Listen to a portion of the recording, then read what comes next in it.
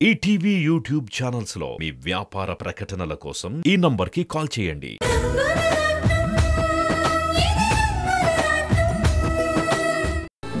నాతో ఉండవలసిన నా కొడుకు నాకు దూరంగా ఉంటున్నాడు కదా, వాడి మీద ఉండవలసిన బెంగ నాతో ఉంటుంది. అదేంటండి, మీరు పిలిస్తే మీ అబ్బాయి రానంటాడా? లేక మీ ఇద్దరికీ పడదా? ఆహాహా, అదేం లేదమ్మా. వాడికి నేనంటే ప్రాణం. కానీ వాణ్ణి ప్రేమించే అమ్మాయి దగ్గర వాడుంటున్నాడు. తల్లిని కదా, వాడెక్కడ సంతోషంగా ఉంటే అక్కడే ఉండాలని కోరుకుంటున్నాను. కొడుకుని మీలా అర్థం చేసుకునే వాళ్ళుంటే ఎంత బాగుంటుంది కదా. నా కొడుక్కి నాకన్నా బాగా అర్థం చేసుకున్న అమ్మాయే భార్యగా రాబోతోందమ్మా.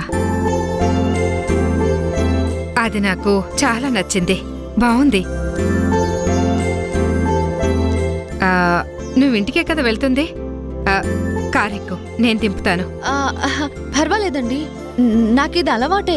ఏమ్మా, నా కారెక్కకూడదా? అదేం లేదండి, నేనిష్టపడిన మనిషి కష్టపడి బతకాలి అనుకుంటారు. మన కష్టంతో కొనుక్కున్నదే మనదవుతుంది అంటారు. ప్రస్తుతానికి ఆయన నడిచే వెళ్తున్నారు. నేను కారులో వెళ్తే బాగుండదు కదా. అయితే పదమ్మా, నేను కూడా మీ ఇంటి వరకు నడిచి నీతో వస్తాను. అయ్యో, మీకెందుకండి శ్రమ? మీరు హాయిగా కారులో వెళ్ళండి.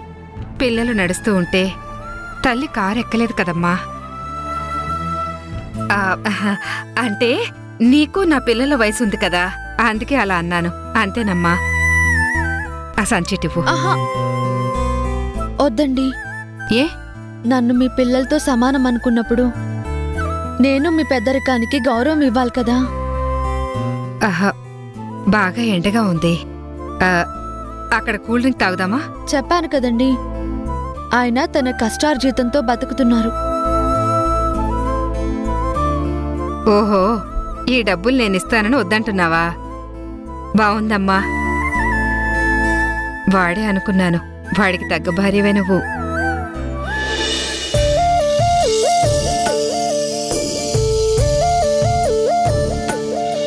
సరేనమ్మా, నేను వెళ్ళొస్తాను. గుమ్మం దాకా వచ్చి ఇంట్లోకి రాకుండా వెళ్తాను అంటారేంటత్తయ్యా? రాణి, నాకు తెలుసు రాధాకృష్ణ గారి తల్లి మీరేనని. నేనెప్పుడో చూశాను. మీరు నా మీద ఇంత మమకారం చూపిస్తున్నారు. ఇంకా ఎందుకు నా దగ్గర నిజాన్ని దాస్తున్నారు? లోపలికి రండత్తయ్య.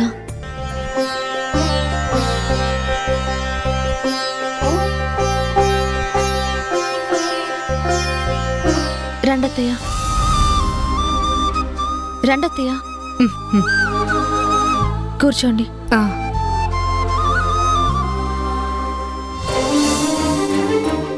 అమ్మా, అమ్మా.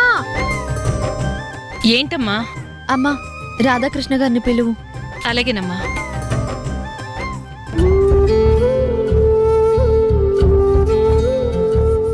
అత్తయ్య, టీ తాగుతారా? వద్దమ్మా. ఏ? ఆయన వాళ్ళ నాన్నగారి సంపాదన తినను అన్నారని మీరు మా ఇంట్లో ఏం ముట్టుకోకూడదు అనుకుంటున్నారా? అదేం లేదమ్మా, నా కొడుక్కి దోచుకోవడం నచ్చక ఆ ఇంట్లో ఉండను అన్నాడు. ఇక్కడ ప్రతిదీ కష్టార్జితమని నాకు తెలుసు. తాగాలని లేక వద్దన్నాను, కానీ మరో ఉద్దేశం లేదు.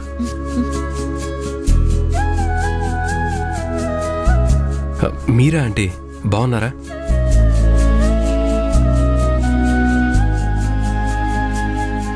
ఇంతకీ ఆవిడెవరమ్మా? రాధాకృష్ణ గారు చెప్తారమ్మా. అదే ఆ రోజు. ఇంకేం దాచక్కర్లేదురా, నువ్వు నా కొడుకు అని రాణికి తెలుసు. నాకు తెలుసమ్మా. నిన్ను నేను చూడ్డానికి వచ్చినప్పుడు రాణి నన్ను చూసింది. ఆ విషయం నాకు తెలుసు. అసలు ఇక్కడ ఏం జరుగుతుంది రాణి? నాకేం అర్థం కావట్లేదు. అమ్మా, ఈవిడెవరో కాదమ్మా, మన రాధాకృష్ణ గారి వాళ్ళ అమ్మగారు. అత్తయ్య గారు మా అమ్మ. నమస్కారం అండి.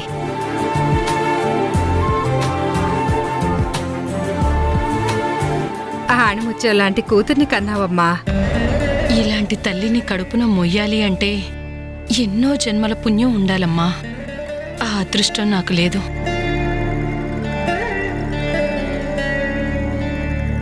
కానీ తను నా కూతురైంది.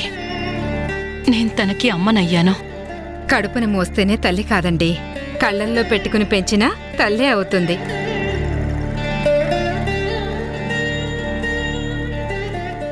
రాధా, మరి మా అందరికీ పప్పన్నం ఎప్పుడు పెడుతున్నావు? ముందు నేను జీవితంలో సెటిల్ అవ్వాలమ్మా, ఆ తర్వాతే పెళ్ళి. అమ్మా, నేను ఒక ఫ్యాక్టరీ లీజ్కి తీసుకున్నానమ్మా. పని కూడా ప్రారంభం అయిపోయింది.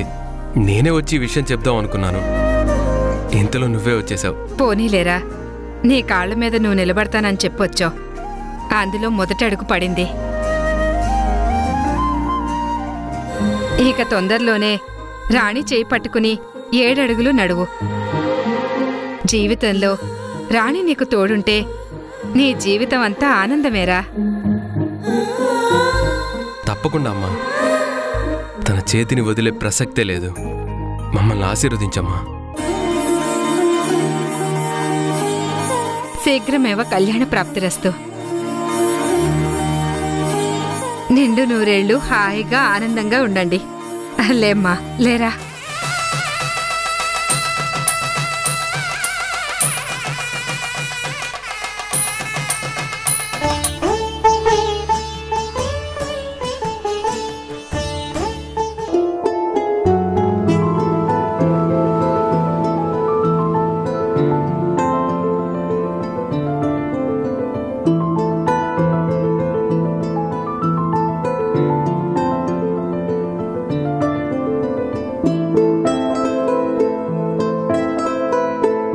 మూర్తి, ఆఫీస్లో వర్క్ ఎలా నడుస్తుంది?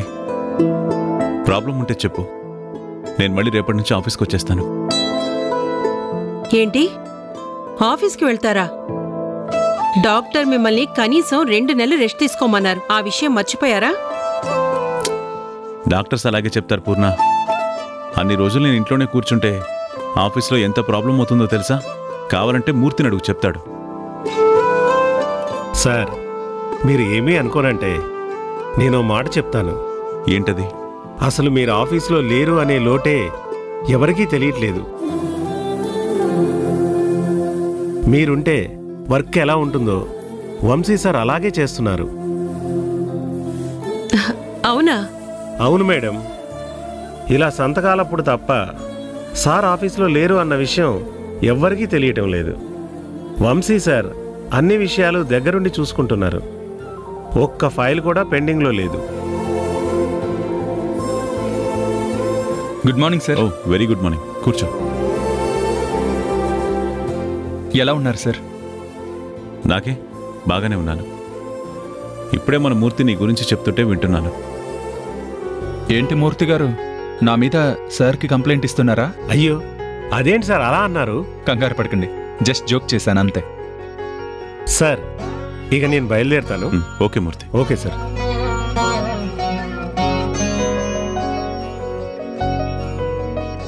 బాబు వంశీ, మూర్తి నీ గురించి ఎంత గొప్పగా చెప్పాడో తెలుసా?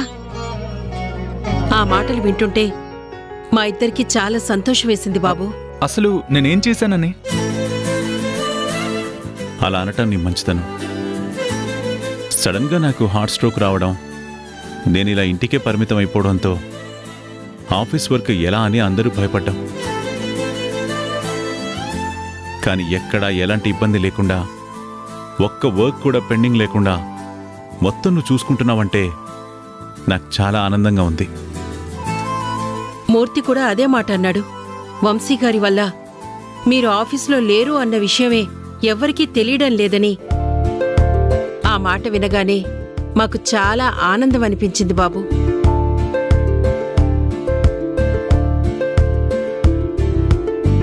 నా వల్ల నీకెంత మేలు జరిగిందో నాకు తెలియదు, కానీ నీ వల్ల మాత్రం ఈరోజు మాత్రం మాకు చాలా హెల్ప్ జరుగుతుంది.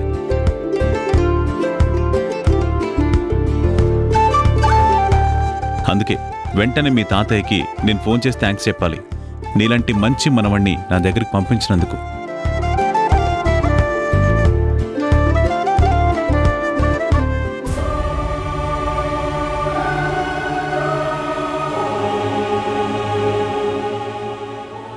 ఏంటి సార్ అలా అంటారు? అసలు బిజినెస్ ఎలా చేయాలి, ఎవరితో ఎలా ఉండాలి, మనం నంబర్ 1గా కొనసాగాలంటే ఎలాంటి జాగ్రత్తలు తీసుకోవాలి, ఇలా అన్ని విషయాలు ఒక గురువులాగా మీరు నాకు నేర్పించారు. దానికి నేను మీకు ఎలా థ్యాంక్స్ చెప్పాలి?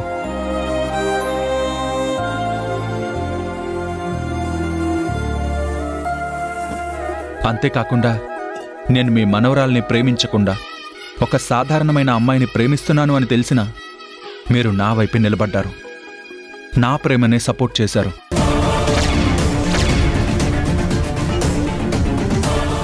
మీ స్థానంలో వేరే ఎవరున్నా నన్ను సపోర్ట్ చేయరు. అందులోనూ సమంత అంటే మీకు ప్రాణం. అయినా సరే మీరు నా వైపే ఆలోచించారు.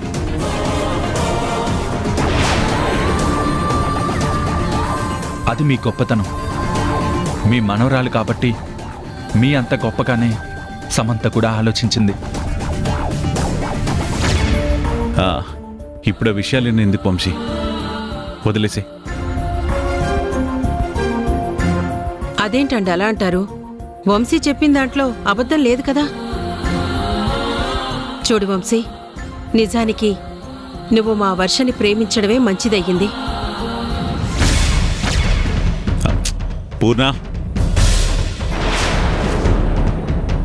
ఎందుకండి నన్ను ఆపుతున్నారు? వంశీ వర్షని ప్రేమించాడన్న నిజం తెలియటం వల్లే కదా సమంతలో మార్పొచ్చింది.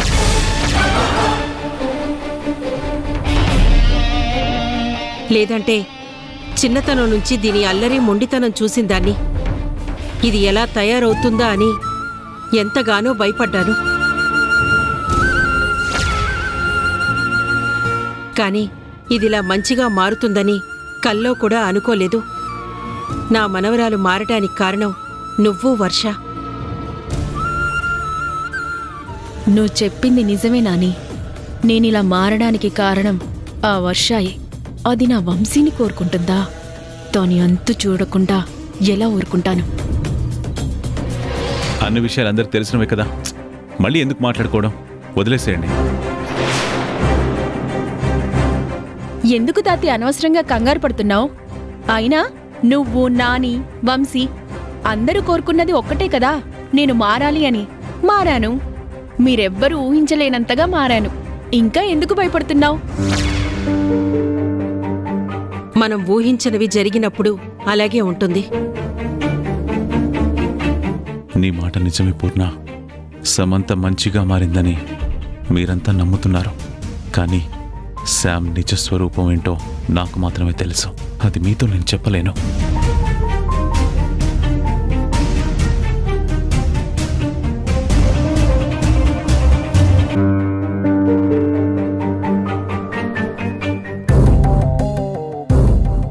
అమ్మా శామ్, నువ్వు కాలేజ్కి వెళ్ళవా? వెళ్తాను తాతి. అన్నట్టు వంశీ వాళ్ళ తాతయ్యతో మాట్లాడి మీ మనవరాలితో వాళ్ళ మనవడి పెళ్లి చేస్తే బాగుంటుందని చెప్పొచ్చు కదా. సమంత, ఏంటా పిచ్చి మాటలు? హలో నాని, వర్షాని కూడా మీ మనవరాలే అనుకుంటున్నారు కదా, అందుకే అలా చెప్పాను. తప్పేముంది?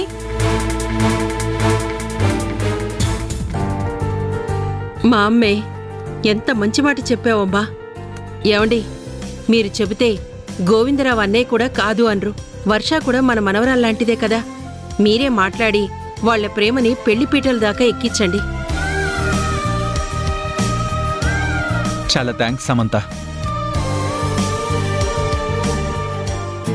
అవును సార్, మా తాతయ్య దగ్గర నాకెంత చనువు ఉన్నా నా ప్రేమ సంగతి చెప్పే ధైర్యం నాకు లేదు. అంతేకాదు, మీరు వర్ష గురించి మాట్లాడితే వర్ష ఎంత మంచిదో మా తాతయ్య కూడా అర్థం చేసుకుంటారు. మీ మాటంటే ఆయనకంత గౌరవం. మరి ఇంకేం తాతి, వంశీ అంత నమ్మకంగా చెప్తున్నాడు కదా, మీరు చెప్తే వాళ్ళ పెళ్లి జరిగిపోతుంది అని చెప్పు తాతి.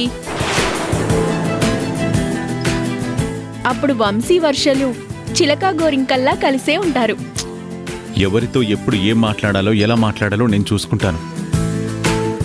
వంశీ, నీకు ఆఫీస్కి టైం అవుతుంది కదా, నువ్వు వెళ్ళు. అలాగే సార్.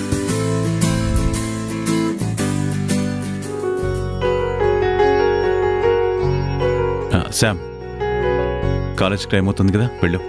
ఓకే తాతి.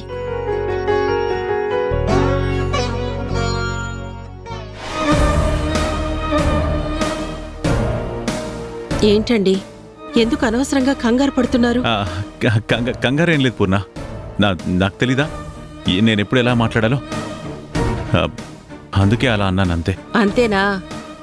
ఇంకా మీరు అలా అనేసరికి ఇంకేం జరిగిందా అని నేను భయపడ్డానండి. ఎంతైనా మన సమంత బాగానే పోల్చింది కదా చిలక గోరింక అని. నిజంగా వంశీ వర్ష అలాగే ఉంటారండి. చిలక గోరింక ఎప్పటికీ కలవు నాని. అలాగే వంశీ వర్షాని నేను ఎప్పటికీ కలవనివ్వను.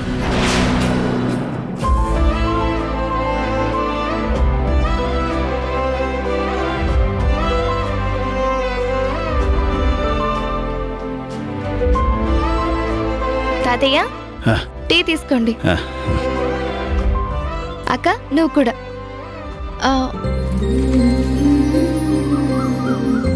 ఏంటి వర్ష ఇది? ఈ పనులన్నీ నువ్వెందుకు చేస్తున్నావు? చేయొద్దని నీకెప్పుడో చెప్పాను కదా. పర్వాలేదక్క, ఆ సోదమ్మ చెప్పింది కదా అని నువ్వు నన్ను నిజంగా మహారాణిలా చూస్తున్నావు. టీ పెట్టడం ఒక పనా? సోదమ్మ చెప్పడం ఏంటమ్మా? నీకు తెలుసా తాతయ్య, నేను గొప్ప జాతకురాలంట, ఒక గొప్పింటి బిడ్డనంట. ఒకరోజు సోదమ్మ వచ్చి చెప్పింది. ఆవిడ చెప్పిందేం తప్పు కాదు. ఖచ్చితంగా నువ్వు గొప్పింటికి వెళ్తావు, చూస్తూ ఉండు.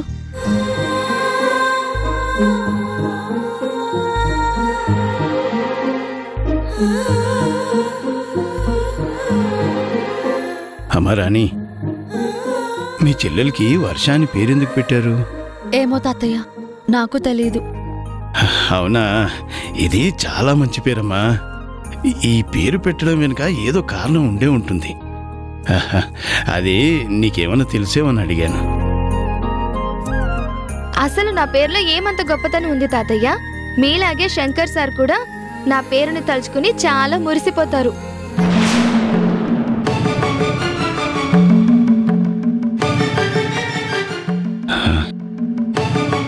శంకర్కి నువ్వు తెలుసా అమ్మా? తెలుసు తాతయ్య, నేను ఆయన కాలేజీలోనే కదా చదువుకుంటున్నాను.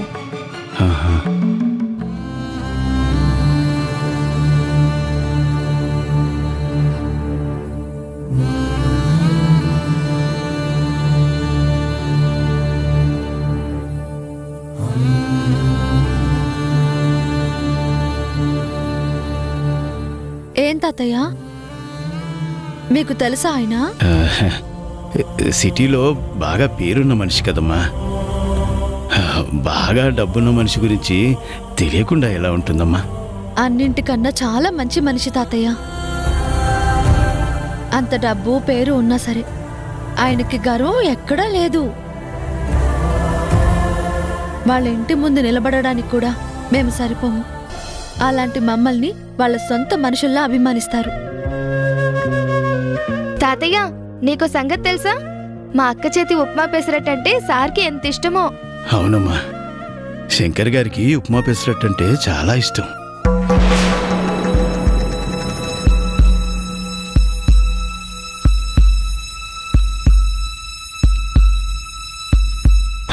అదేనమ్మా, పాతకాలం మనిషి కదా, సహజంగా వాళ్ళకి ఉప్మా పెసరట్టంటే చాలా ఇష్టం ఉంటుంది. అందుకే అలా చెప్పాను. అవునా? ఏదో మీరిద్దరూ చిన్నప్పటి స్నేహితుల్లా చెప్తే మేమే షాక్ అయ్యాము. అయినా మీకు తెలీదు అన్నారు కదా, సరే ఈసారి మిమ్మల్ని మేం పరిచయం చేస్తాం. పర్వాలేదమ్మా, పెద్దవాళ్ళ ఇంటికి వెళ్ళడం బాగోదు. అయ్యో తాతయ్య, సార్కి అలాంటి భేదాభిప్రాయాలు ఏమీ లేవు. పోన్లేండి, మీరు వాళ్ళ ఇంటికి రాకపోతే ఏం? సార్ మన ఇంటికి వస్తారు కదా, అప్పుడు పరిచయం చేస్తాను.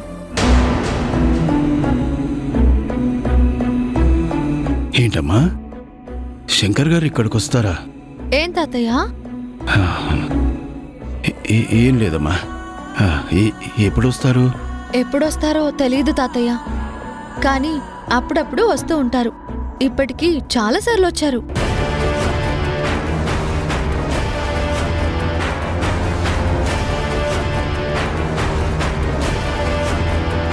నేను ఇక్కడున్నప్పుడు శంకర్ వస్తే ఎలా?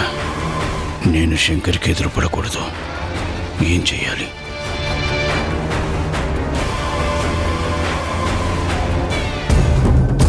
ఏంటి తాతయ్య, ఏదో ఆలోచిస్తున్నారు? ఏం లేదమ్మా, నాకు కాస్త తలనొప్పిగా ఉంది. నేను వెళ్ళి పడుకుంటాను.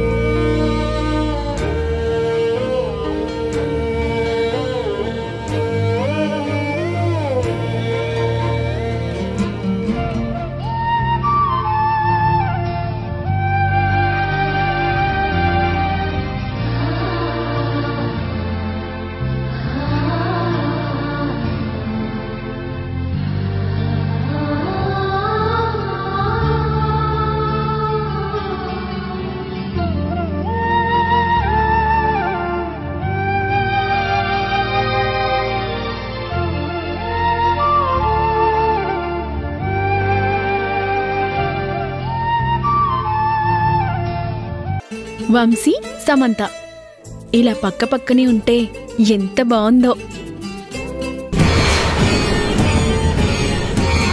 అందుకే వంశీ, నిన్ను నేను వదులుకోను. అప్పుడు మనిద్దరం ఒక్కటవుతాం. అప్పుడు మన పెళ్లి జరుగుతుంది. ఇలాగే మనం పక్క పక్కనే నిలబడి దండలతో ఫోటో తీయించుకుంటాం. ఈటీవీ విన్ యాప్ రోజుకి కేవలం రూపాయి మాత్రమే. ఇప్పుడే ఈటీవీ విన్ యాప్ డౌన్లోడ్ చేసి సబ్స్క్రైబ్ చేయండి.